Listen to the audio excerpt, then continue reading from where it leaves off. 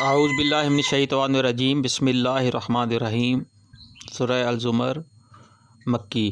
اے نبی صلی اللہ علیہ وآلہ وسلم، ان سے کہو پھر کیا اے جاہلو، تم اللہ کے سوا کسی اور کی بندگی کرنے کے لیے مجھ سے کہتے ہو؟ یہ بات تمہیں ان سے صاف کہہ دینی چاہیے، کیونکہ تمہاری طرف اور تم سے پہلے گزرے ہوئے انبیاء کی طرف یہ وحی بھیجی جا چکی ہے کہ اگر تم نے شرک کیا تو تمہارے عمل ضائع ہو جائے گا اور تم خسارے میں رہو گے۔ لہٰذا اے نبی صلی اللہ علیہ وآلہ وسلم، تم بس اللہ ہی کی بندگی کرو اور شکر گزار بندوں میں سے ہو جاؤ۔ ان لوگوں نے اللہ کی قدر ہی نہ کی جیسا کہ اس کی قدر کرنے کا حق ہے۔ اس کی قدرت کا عملہ کا حال تو یہ ہے کہ قیامت کے روز پوری زمین اس کی مٹھی میں ہوگی اور آسمان اس کے دست راست میں لپٹے ہوئے ہوں گے۔ پاک اور بالا تر ہے وہ اس شرک سے جو یہ لوگ کرتے ہیں۔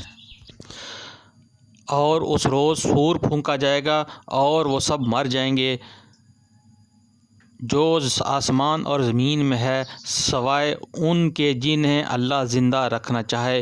پھر ایک اور سور پھونکا جائے گا اور یک سب کے سب اٹھ کر دیکھنے لگیں گے۔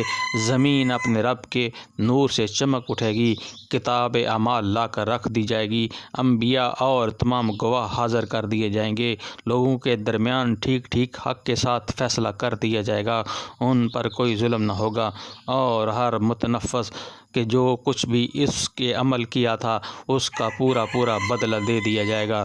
لوگ یہ کچھ بھی کرتے ہیں اللہ اس کو خوب جانتا ہے۔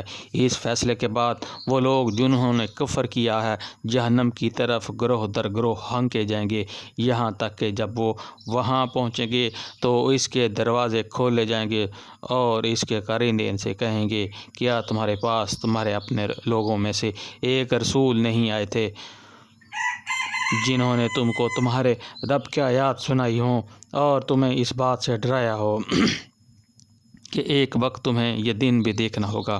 وہ جواب دیں گے، ہاں آئے تھے، مگر عذاب کا فیصلہ کافروں پر چپک گیا۔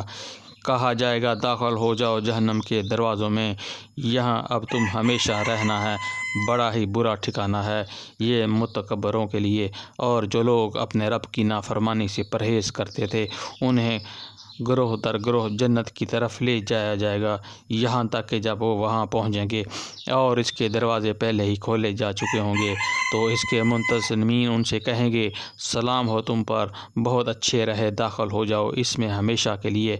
اور وہ کہیں گے، شکر ہے اس خدا کا جس نے ہمارے ساتھ اپنا وعدہ سچ کر دکھایا اور ہم کو زمین کا وارث بنا دیا، اب ہم جنت میں جہاں چاہیں اپنی جگہ بنا سکتے ہیں۔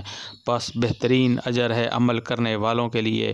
اور تم دیکھو گے کہ فرشتے عرش کے گرد حلقہ بنائے ہوئے اپنے رب کی حمد اور تسبیح کر رہے ہوں گے، اور لوگوں کے درمیان ٹھیک ٹھیک حق کے ساتھ فیصلہ چکا دیا جائے گا اور پکار دیا جائے گا کہ حمد اللہ رب العالمین کے لیے۔ صدق اللہ العظیم۔